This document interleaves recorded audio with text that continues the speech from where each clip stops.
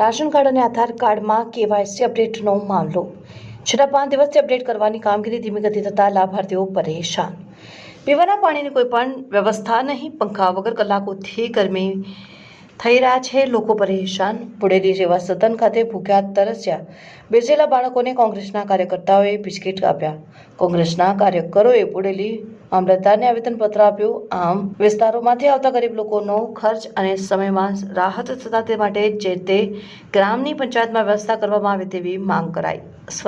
Server બંધ થઈ જતા સવારથી બપોર સુધી બેસેલા લોકોને પોતાના ઘરે પરત જવાનો વારો। કેટલાક લોકો તો છેલ્લા 5 દિવસથી ખાઈ રહ્યા છે ધર્મના ધક્કા। આજરોજ બોડેલી તાલુકા કોંગ્રેસ સમિતિ દ્વારા આજે આવેદન આપવામાં આવ્યું છે। તેની અંદર આધાર કાર્ડ ને કેવાયસીની કામગીરી પરતે આવેદન આપવામાં આવ્યું છે। આ ગુજરાતની અંદર ભાજપ સરકાર જે આધાર કાર્ડ ને કેવાયસી પર કામ કરી રહી છે, તો એમની સરકારની અંદર આધાર કાર્ડનું કામ થયેલું છે, તો તમામ વિસ્તારમાં અહીંયા છોટાઉદેપુર છે, બોડેલી છે, એમ આવો બોર્ડર વિસ્તાર છે, તો તમામ વિસ્તારમાં એમની એજન્સીઓ કામ કર્યું છે। તો આધાર કાર્ડની અંદર ભૂલો કરી છબગડા કરીને અમારી આ ગાંડી ઘેલી પ્રજાને પૈસા લૂંટવાનું કામ અત્યારે કરી રહી હોય એવું અમને ધ્યાનમાં આવી રહ્યું છે। જો ચૂંટણી આવતી હોય ને બીએલઓને કામગીરી સોંપવામાં આવે તો ત્યાં મફતની અંદર મફતમાં ચૂંટણી કાર્ડને બધું બનાવી આપવામાં આવે છે। તેવી જ રીતે વન રેશન વન કાર્ડની વાતો કરી રહી છે સરકાર, તો એમની સરકાર શું ઊંઘે છે? જો આધાર કાર્ડ લિંક કરવાના હોય તો મફતમાં કામગીરી કેમ નથી કરતી? ત્યાં સ્થાનિક લેવલે રેશનિંગની દુકાનની શોપવાળા છે, વીસી છે, તલાટીઓ છે, તમામને આ કામગીરી કરવા માટે સોંપે તો આ પ્રક્રિયા એકદમ સરળ પડે છે। આ લોકો એવું કહે છે કે અમે ગ્રામ પંચાયત લેવલે તલાટીને વીસી તરીકે કેવાયસીની કામગીરી સોંપવામાં આવી છે, તો ત્યાં બી માત્ર ને માત્ર 20 થી 50 કેસો થાય છે। તો એક જૂથ ગ્રામ પંચાયતની વસ્તી 5000થી વધુ છે, તો અને તમામ લોકોને અમને સ્કોલરશીપ વિદ્યાર્થીઓને આધાર કાર્ડ બેઝ આપવામાં આવે છે, કેવાયસી બેઝ પેમેન્ટ કરવામાં આવે છે। તો શું આ સરકાર કેવાયસીના નામે લૂંટ ચલાવી રહી છે એવું લાગી રહ્યું છે। સરકારને જો આ કેવાયસીનું કામ કરવું હોય તો નિઃશુલ્ક ભાવે તે અધિકારીઓને પ્રજાને અહીં હાલાકી ના પડે અને ઘરે ઘરે જઈને એ લોકો જો ભાજપની સરકાર જો એ લોકોના રજિસ્ટ્રેશન પાર્ટીમાં મેમ્બર રજિસ્ટ્રેશન કરાવી શકતી હોય તો આ કામ ના કરી શકે। જો એમનાથી ના થતું હોય તો ના પાડી દો, તો અમારી કોંગ્રેસ સરકાર કરવા માટે તૈયાર છે, અમે ઘરે ઘરે જઈશું। આજે 25 તારીખે બોડેલી કોંગ્રેસ તાલુકા સમિતિ તરફથી મામલતદારને આવેદનપત્ર આપવામાં આવ્યું। તેની વિગત એવી છે કે અત્યારે ગુજરાત પ્રદેશમાં એક આધાર કાર્ડ અને રેશન કાર્ડમાં અપડેટ કરવા માટેની સિસ્ટમ ચાલુ છે। બોડેલી તાલુકાના વિસ્તારમાં એટલા બધા છેવાડાના ગામડામાંથી પણ પબ્લિક અહીંયા આગળ આવે છે, આખો દિવસ અહીંયા આગળ આવે છે અને હેરાન થાય છે।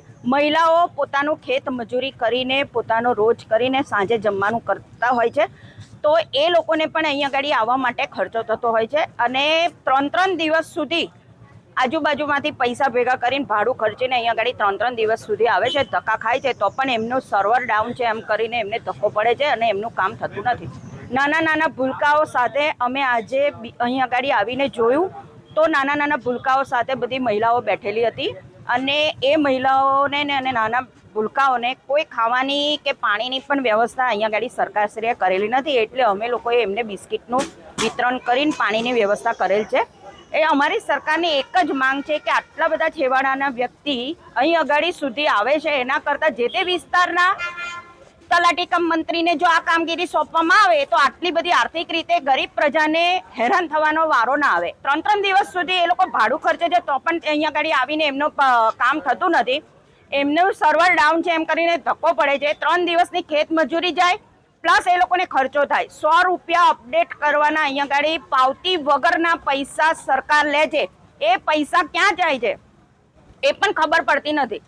તો અમારી માંગ એ જ છે કે આ 100 રૂપિયાની જે પાવતી લઈને અપડેટ કરવાનું છે તે સરકાર માફ કરે, ગરીબ પ્રજાને એનો લાભ આપે અને જમવાની કે હળવો નાસ્તો પાણી એની વ્યવસ્થા કરે અને આ વસ્તુ જે તે વિસ્તારના તલાટી કમ મંત્રીને આ કામગીરી સોંપવામાં આવે તો પબ્લિક હેરાન થાય નહીં। અમે કામગીરી કરીએ છીએ, સમયે આવી જાય, 9:30નો ટાઈમ હોવા છતાં 9:30 વાગ્યાને આવી જઈએ છીએ, કામગીરી કરીએ ચાલુ। હું બધાના ફોર્મ બી ભરી આપ્યા કામ કરવા માટે, પણ બીજા ભાઈએ મને માહિતી આપી કે આવી રીતના રિજેક્ટ આવે છે તો આપણે કામગીરી બંધ રાખવી પડશે। એટલે સર્વર પ્રોબ્લેમ છે અને વર્ઝન બદલાય છે, એના કારણે રિજેક્શન વધારે આવે છે। જ્યાં સુધી આપણે વર્ઝનનું સોલ્યુશન નહીં આવે ત્યાં સુધી કામગીરી બંધ રહેશે. એટલે અમે જ્યાં સુધી માહિતી કે જાણકારી નહીં આપીએ ત્યાં સુધી કોઈએ આવવાનું નહીં.